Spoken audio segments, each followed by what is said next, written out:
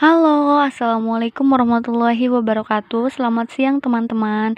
Kembali lagi dengan saya Rika Apriyanti.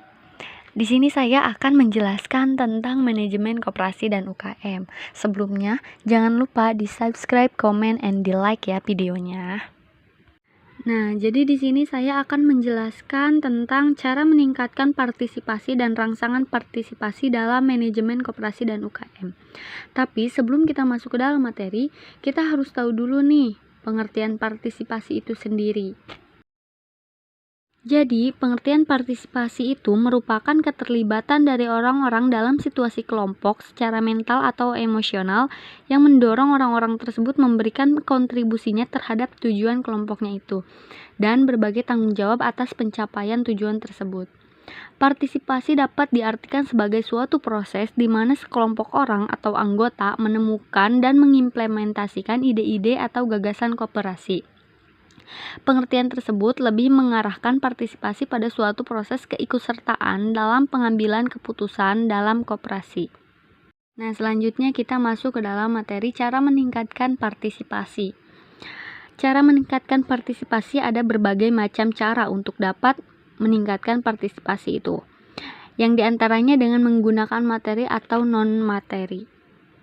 Jadi, peningkatan partisipasi dengan menggunakan materi dapat melalui pemberian bonus, tunjangan, komisi, dan insentif serta lainnya.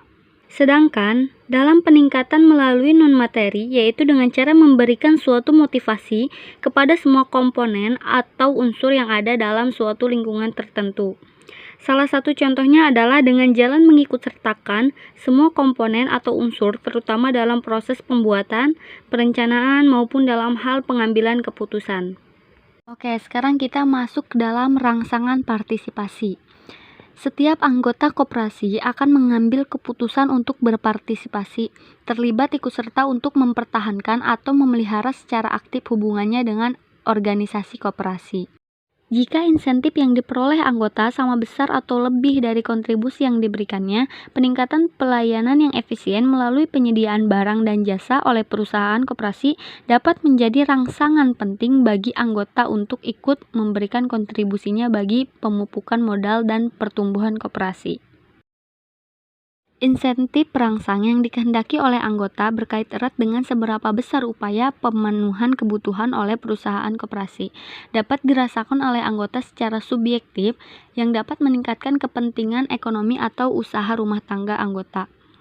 Insentif juga dapat dirasakan dalam bentuk layanan barang dan jasa di perusahaan koperasi, sama sekali tidak tersedia di pasar atau tidak disediakan oleh lembaga lain.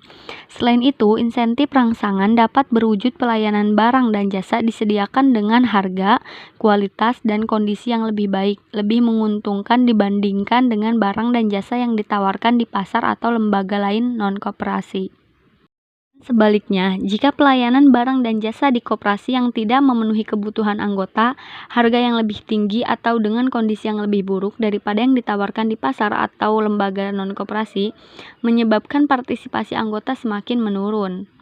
Oke teman-teman, hanya itu yang bisa saya sampaikan. Semoga bermanfaat, kurang lebihnya mohon maaf. Wassalamualaikum warahmatullahi wabarakatuh.